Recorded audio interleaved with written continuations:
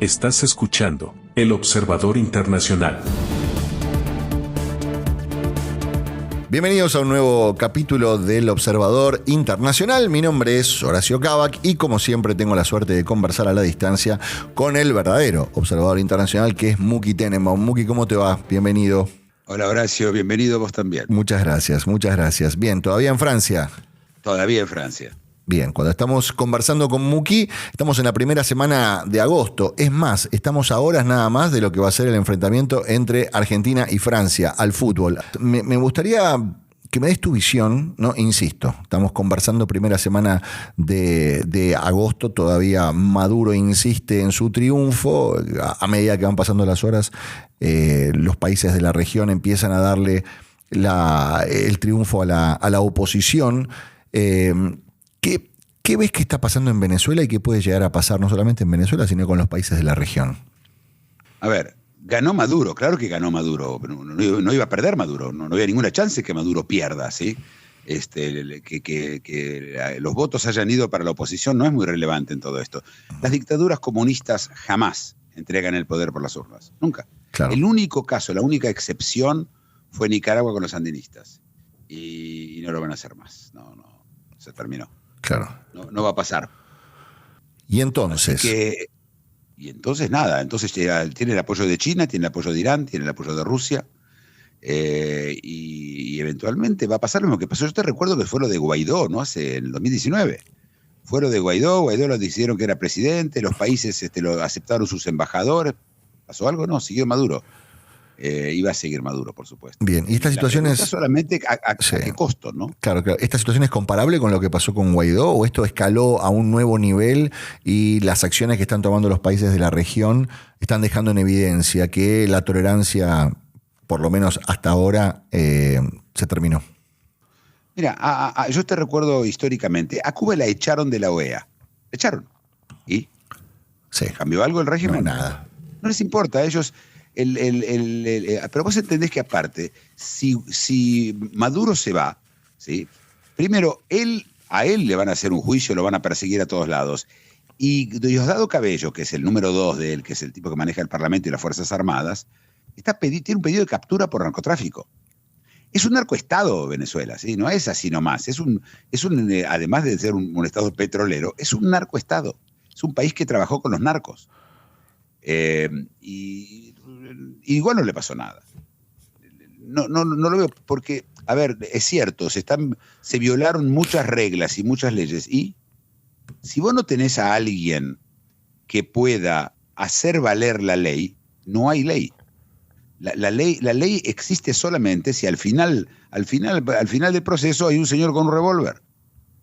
Lo que hicimos en el mundo civilizado es alejar al señor con el revólver mucho en la cadena. Entonces, si vos haces algo, entonces primero te dicen que no lo hagas y al final viene la policía y si te haces el loco, la policía saca el revólver y se terminó. Claro.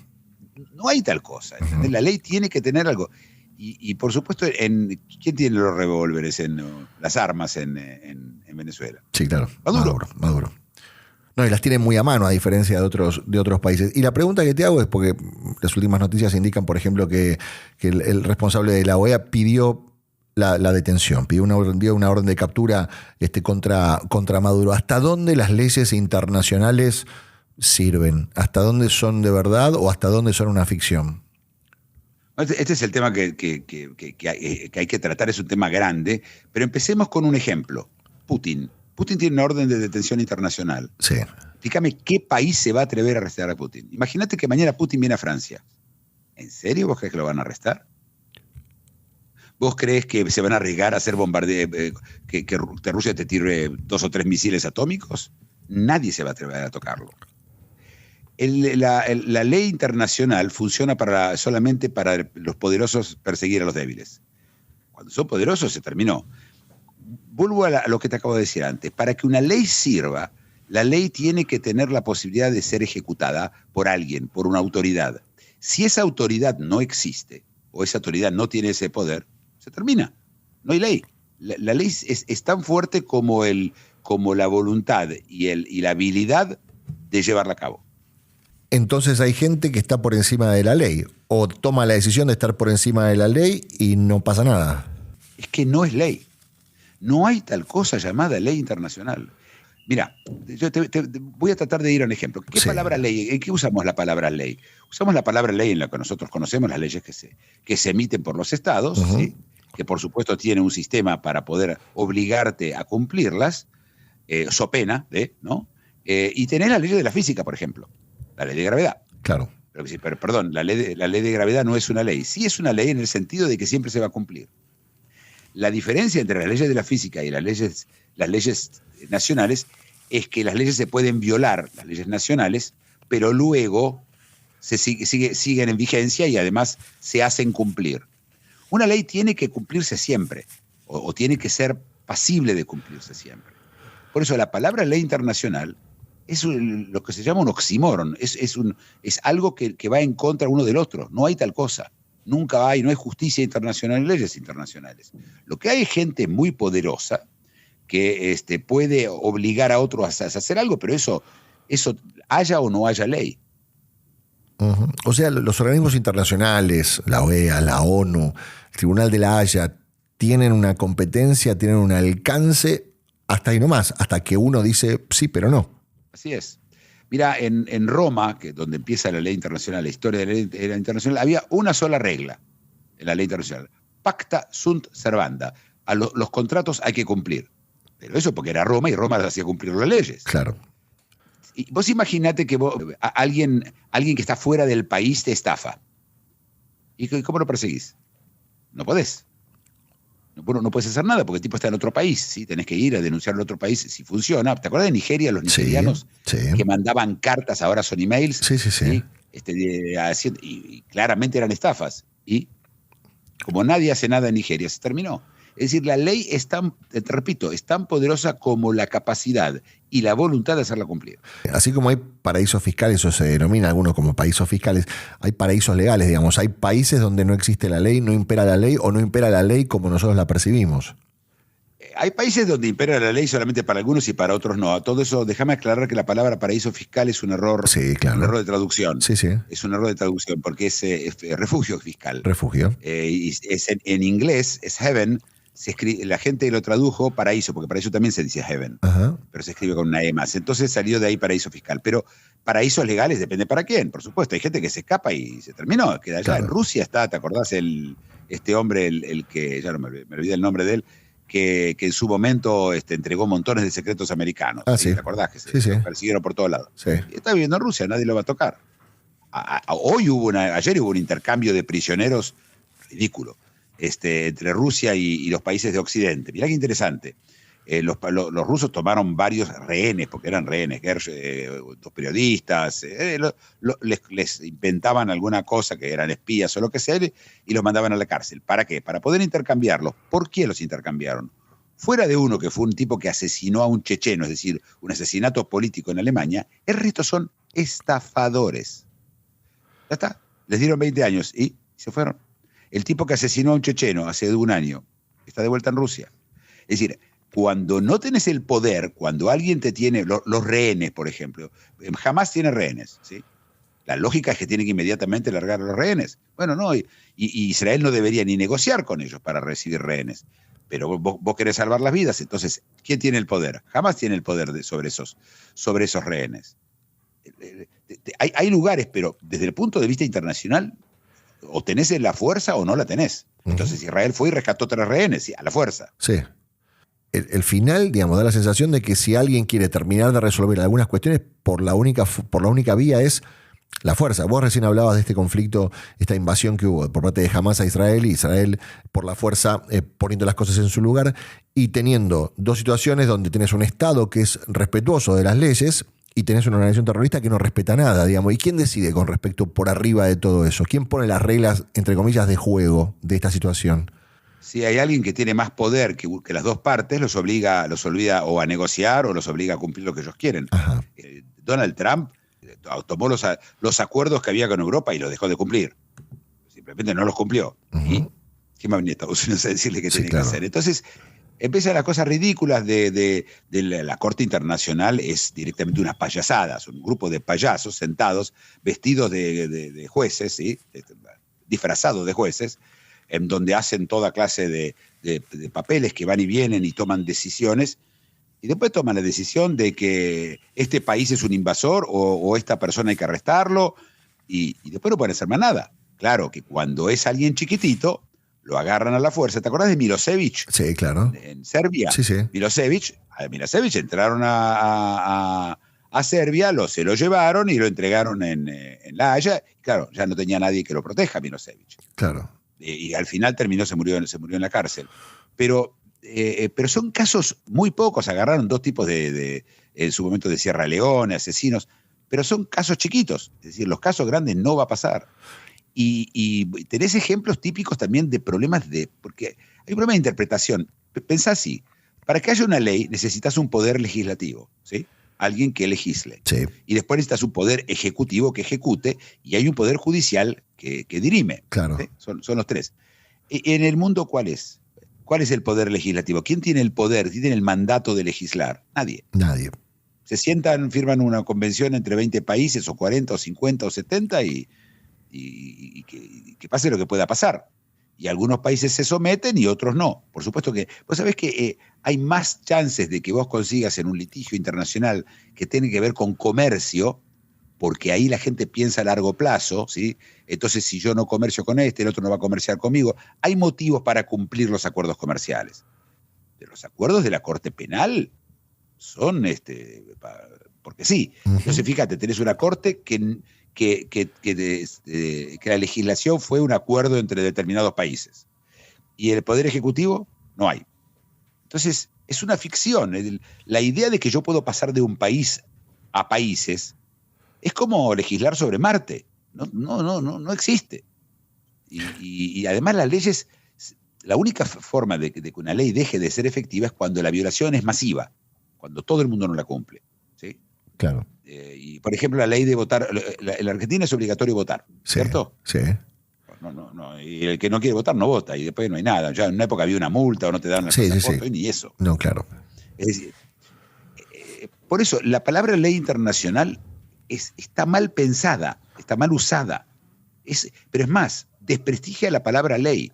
Porque cuando la gente ve que las leyes no se cumplen, que teóricamente existen, la gente empieza a creer, bueno, entonces las leyes se pueden no cumplir.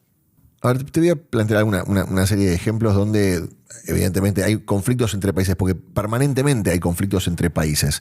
Y da la sensación de que cuando no hay un compendio de buenas intenciones o de buenas voluntades es imposible de resolver. Punto número 1, territorialidad. Por ejemplo, Argentina, Malvinas, Gran Bretaña, Falklands. ¿Cómo se resuelve eso? Resuelve negociando. Y si no se negocia, se terminó. ¿Qué vas a hacer? Ya intentaron, sí, la Argentina hacer la cosa por la fuerza. No le salió muy bien. Claro. Pero ¿quién decide? ¿Quién decide quién tiene razón? Nadie. Nadie. No hay. A veces, ¿te acuerdas que yo digo, a veces los problemas no tienen solución? Sí. No, nadie. Pero aparte tenés un problema incluso de conflicto legal. Hay conceptos del derecho internacional que teóricamente están detrás de las leyes. Un concepto es el derecho de autodeterminación. Es decir, que quien creen que es un pueblo, y por lo tanto tiene derecho al territorio, etc. Ajá. Por otro lado está el derecho de cuidar tu territorio, que tu territorio no sea llevado por otro. Y este es el caso de Malvinas. En el caso de Malvinas, los malvinenses dicen, nosotros somos un pueblo, tenemos derecho a autodeterminación. Y salen la gente, expertos en derecho internacional, yo tengo varios amigos que se dedican y son profesores del tema, y dicen, no, porque es el derecho de autodeterminación, y crean reglas que ya se las inventan ellos, que por supuesto no tienen ningún valor, y yo siempre digo, si vos decís autodeterminación, quiere decir que te determinás vos. Ahora, ¿qué clase de derecho es autodeterminante? ¿Qué quiere decir yo me declaro en algo? ¿Por qué eso cambiaría mi posición? Por otro lado, ¿viste? Estás hablando de un territorio que Argentina perdió hace 250 años. ¿No hay prescripción en esto alguna vez, en algún momento? Claro. Dice, no, pero Argentina siempre protestó. Sí, pero en un momento determinado la población no habla tu idioma, no tiene nada que ver con vos, no quiere estar con vos, y vos seguís gritando. Está bien, sirve para llenar papeles, enojarse, gritar los goles contra Inglaterra, no sé. Cosas de ese tipo, por suerte, ¿sí? Lo digo por suerte porque hay conflictos mucho más terribles que ese. Ujú. Y entonces tenés dos derechos que conflictúan uno con el otro. Y como vos decís, ¿y quién dirime? Nadie. Nadie No hay dirime. tal cosa. Y estoy pensando, justo, a ver, Venezuela no es el único caso, pero es el más latente. ¿Qué pasa cuando fronteras adentro hay un país que decide hacer cualquier cosa y no respetar nada, ni las leyes propias ni las leyes internacionales? ¿Qué potestad tiene alguna entidad, algún grupo de países, algún país para entrar y dirimir una cuestión o resolver una cuestión? El poder, solamente. No hay otra cosa. No hay otra Es decir, cosa. a ver, imagínate vos que mañana la Corte Internacional de Justicia saca una orden de arresto contra Maduro y todos los jefes militares por violar los derechos humanos. Sí. Nada, es un papelito. No pasa nada. Es así, es un papelito directamente. Y te repito, es un problema cuando vos no podés hacer cumplir leyes. El desprestigio. A ver, está claro que no hay un policía para cada persona. En un Por país, supuesto. ¿no? Sí. Un porcentaje muy chiquito. Esto funciona porque vos crees que al final se va a hacer cumplir, además que vos sabés que toda la gente al final tiene que cumplir y vos también, ¿sí? A ver, la gente además no se maneja por leyes. Somalia, en un momento determinado, no tenía leyes, no tenía gobierno, no tenía nada. Pero, por ejemplo, tenían un sistema telefónico de lo más moderno. ¿Por qué? Porque vinieron, pusieron los teléfonos, funcionó y la gente se arregló. Es decir, aparecieron reglas personales de ética y reglas colectivas. Entonces, mira, entre nosotros no nos vamos a matar y nos vamos a cuidar y no vamos a permitir que nos roben. Esto se arma enseguida, siempre, siempre, siempre, siempre. La tendencia no es anárquica. La tendencia es colectivista, es fuerzas centrípetas y fuerzas centrífugas, ¿sí? Las fuerzas centrípetas son más fuertes que las centrífugas en un territorio donde hay gente, y enseguida se arma algo. Y después hacer las leyes para conservarlo, para que sea más o menos justo. Pero la ley funciona solamente si todos tienen que cumplirla. Si solamente lo tiene que cumplir una parte de la población, a menos que tengas la fuerza para obligarlos, no va a funcionar. No, claro. La voluntad desaparece muy rápido. No, estoy pensando en la doble vara, ¿no? Que en algunos aspectos, imagino yo, es muy probable que países superpoderosos intenten hacer cumplir leyes a países chiquitos, pero a su vez, ¿quién le hace cumplir a los países poderosos leyes que ellos no estén con ganas de cumplir?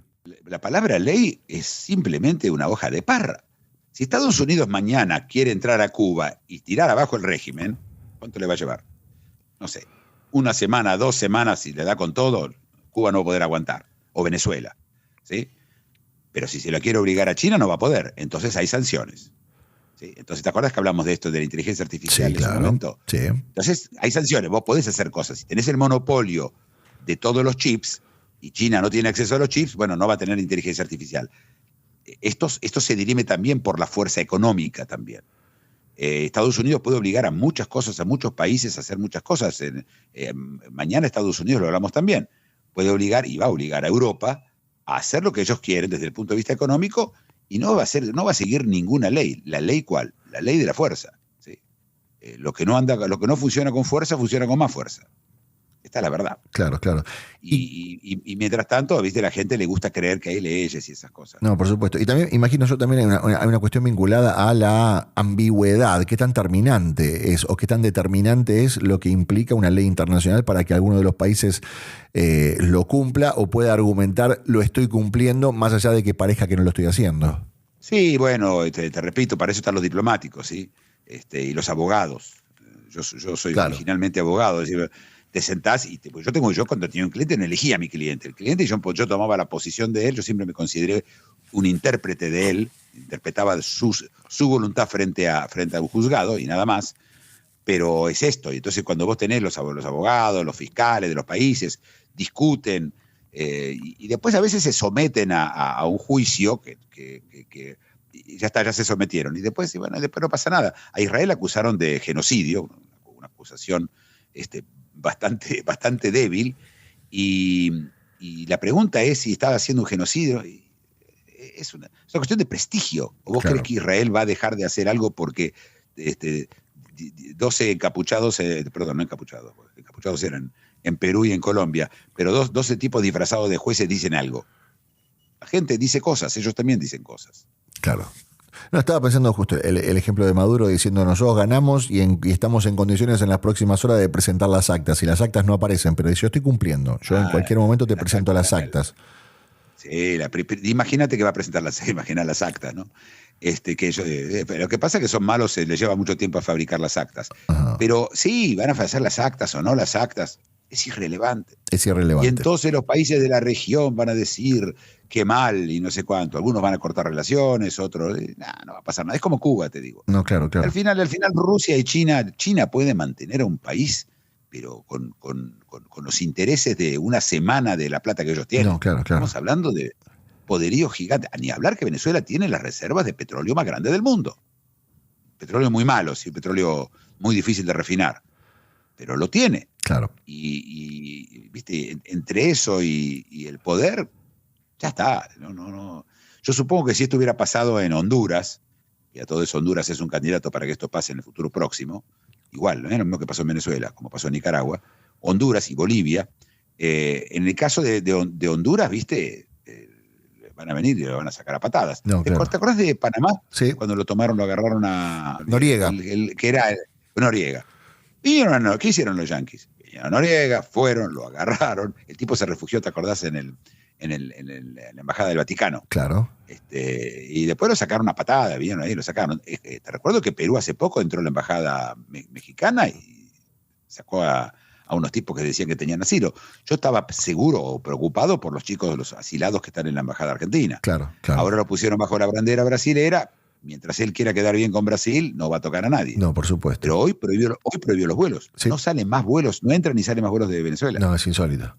Es insólito. ¿Qué pasa? A ver, estamos hablando de países y lo difícil que es establecer el cumplimiento de leyes internacionales entre países. ¿Qué pasa cuando ya no hay países en el medio? O hay un país, pero hay un país y una agrupación terrorista. O grandes empresas multinacionales. Bueno, va a depender del poder que tengan, ¿sí? Si Elon Musk le dijo a Maduro, ahora voy por vos. Sí. No sé si vos escuchaste. Sí, por supuesto. Es un tipo de temer para Venezuela porque él puede causar daño. Cuando en Nicaragua tomaron los sandinistas el poder, en su momento, cuando tiraron abajo la dictadura que había en Nicaragua, al tiempo aparecieron guerrillas antisandinistas, pagadas por los famosos contras. Le pagaban los Estados Unidos, los mantenían, ¿sí? Le mandaban armas, ¿te acordás? Irán, el caso de Irán y ¿qué pasó?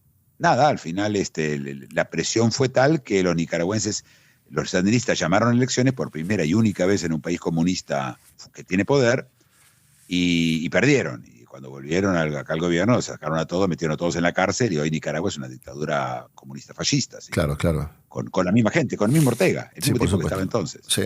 Muki, a ver, venimos analizando toda esta cuestión de leyes internacionales y la inviabilidad en algunos aspectos de su aplicación. ¿Qué pasa cuando ya dejan de ser leyes y son prácticamente códigos morales, donde, digamos, es la mayor subjetividad que puede llegar a haber? ¿Qué pasa con respecto al territorio de la ley?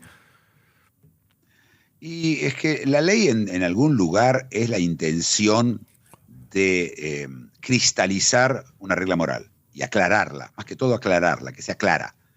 Y cuando hay reglas morales, escúchame, el 2% de la población mundial es psicópata. Los psicópatas no tienen tres cosas: no tienen sentimientos, no tienen empatías y, más que todo, no tienen conciencia moral. Entonces vos ya tenés 2% de la gente que no cumple las reglas éticas. Pero está la vergüenza, que es el otro método, ¿sí? La vergüenza es probablemente más fuerte que las reglas éticas. Pero eso si lo necesitas.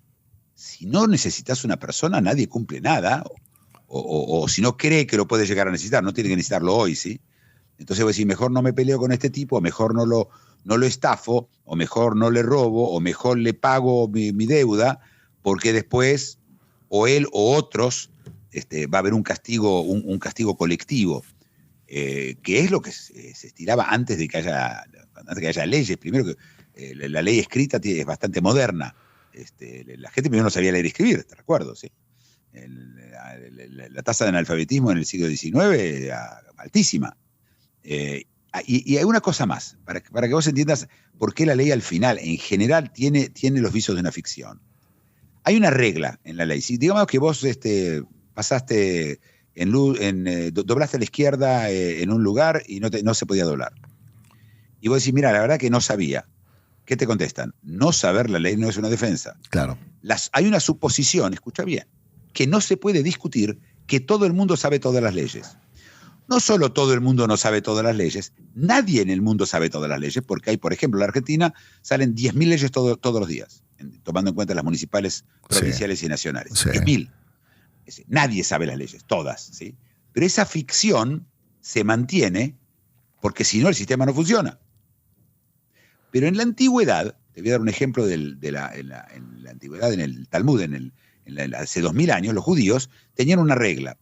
Cuando una persona violaba la ley, tenían que delante de 2 testigos decirlo, estás violándola. Y recién después se lo castigaba. ¿Por qué? Porque él no sabía la ley. Eso lo eliminamos y ahora tenemos esa ficción. Entonces vos realmente no tenés que saber la ley para no matar a alguien, ¿sí? O robar o estafar. Pero hasta ahí. Así que ya se mantiene en una ficción todo, ¿sí? Y esa ficción la aceptamos todos porque, bueno, se terminó. Si no, no es como vas al cine y si vos no le crees a la película, levantate la película y andate. Claro. Y estoy pensando en hasta dónde la falta de cumplimiento de leyes o de pactos internacionales no pone en riesgo el cumplimiento de leyes locales en algunos países con algún tipo de justicia débil. O que se profundice eso. Por supuesto. Además, si él no la cumple, no la cumplo yo. Claro. Hay una cuestión de equidad que todo el mundo espera. Y si ese país no la cumple, el otro país no la cumple, pero entonces adentro del país no la cumplen. Y por ejemplo, provincias dejan de cumplir leyes, ¿sí?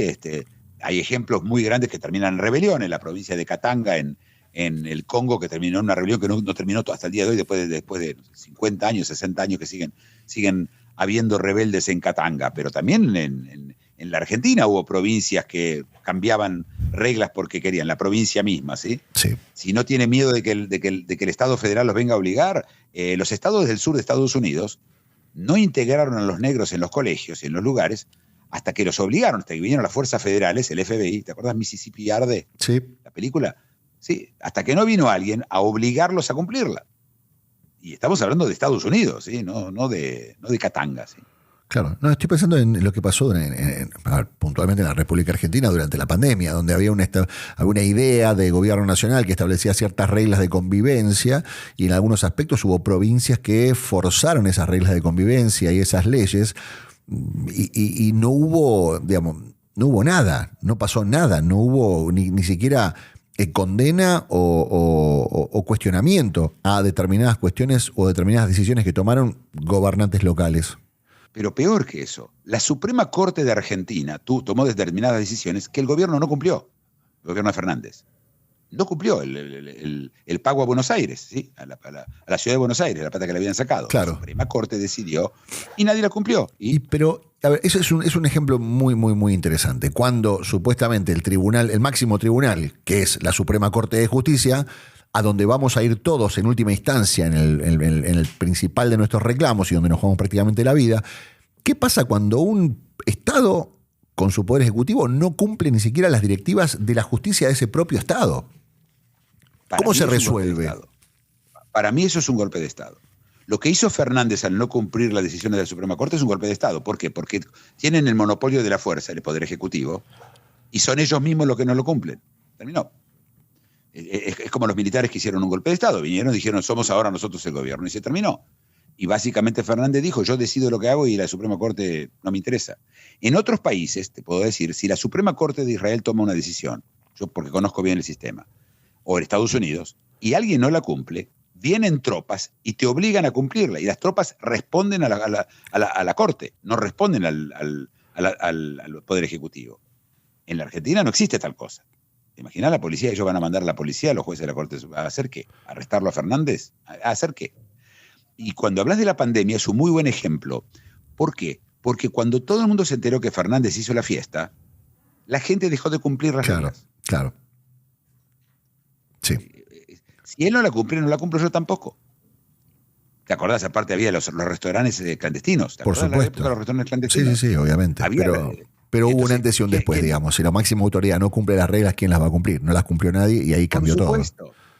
Por supuesto. Si todos los países cumplieran las leyes internacionales, cosa que no pasaría nunca, entonces uno podría hablar, pero hablaría más de una costumbre, ¿sí? Que de una ley. Es una costumbre, ¿sí? Es una costumbre como A ver, está el acuerdo de Viena sobre los predios diplomáticos, ¿sí? ¿La cumple quién? La cumple. En Camboya, cuando fue el golpe de Estado de los Khmer Rouge, entraron a todas las embajadas y se llevaron a quien querían. Y lo mismo pasó en Perú hace pocos días, hace pocas semanas.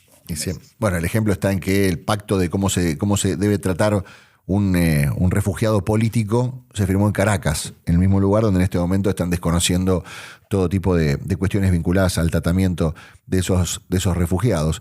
Muki, no, pero cuando ellos se echaron, pero déjame solamente agregar una cosa, cuando ellos se echaron a los diplomáticos argentinos, el acuerdo de Viena los permite llevárselos a los asilados.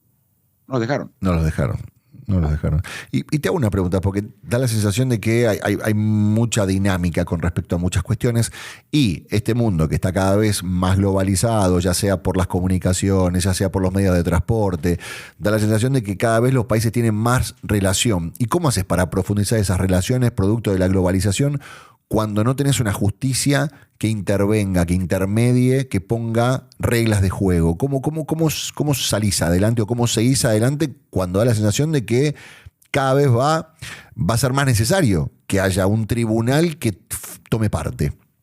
No va a pasar. ¿No va a pasar? ¿Cómo haces? No haces. No va a pasar. No va a pasar, no va a ocurrir. No hay forma que esto ocurra. Y eso puede llegar a profundizar los conflictos, digamos, porque imagino yo que va a haber cada vez más conflictos, ¿o no?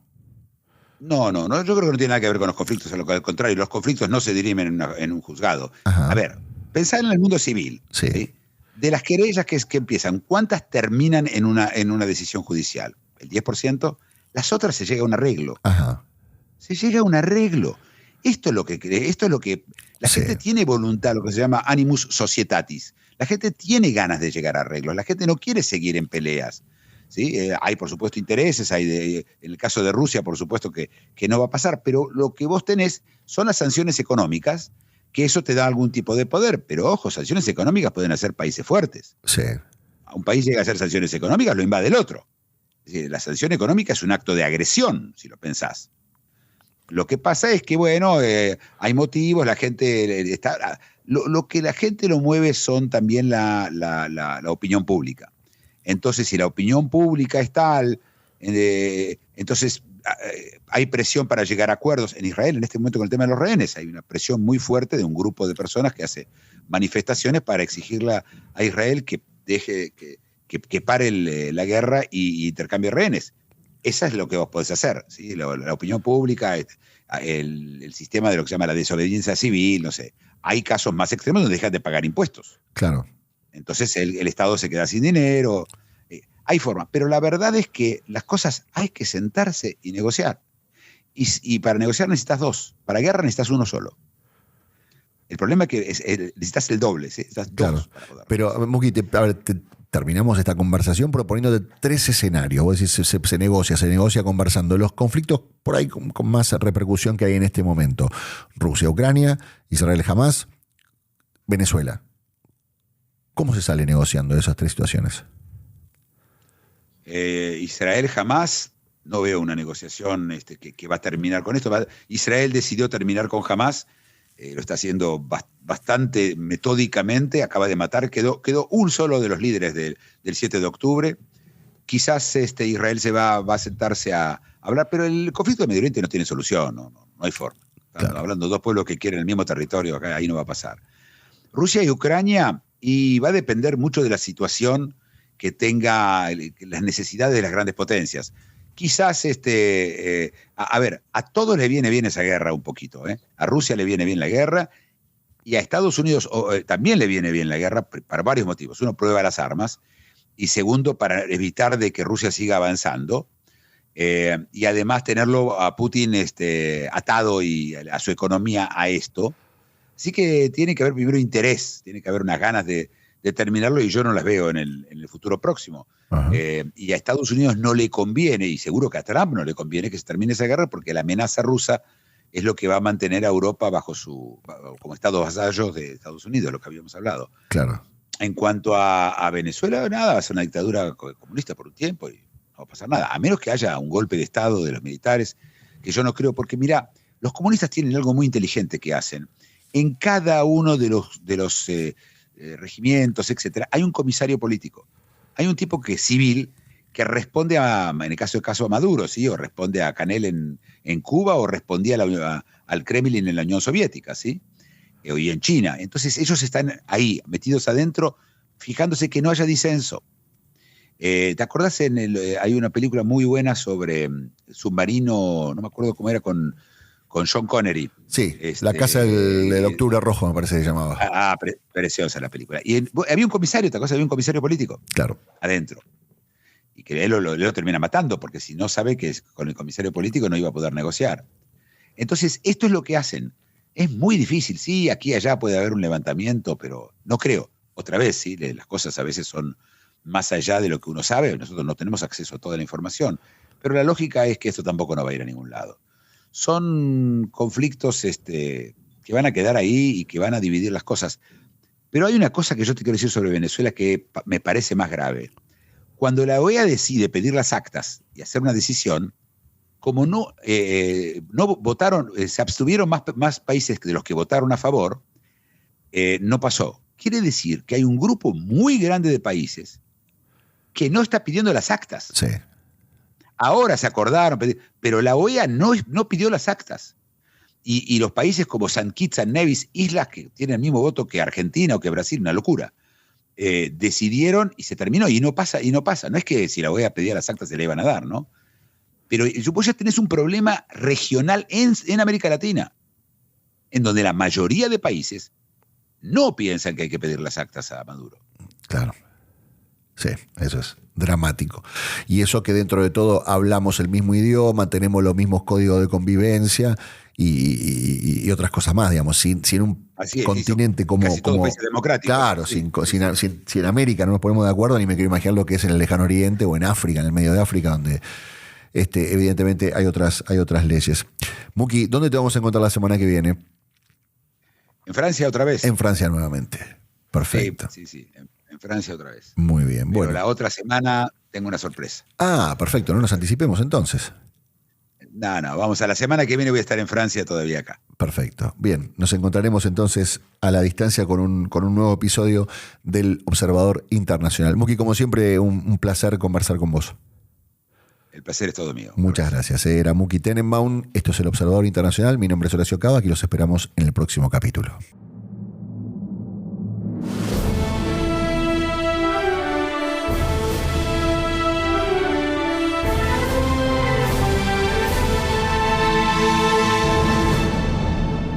El Observador Internacional.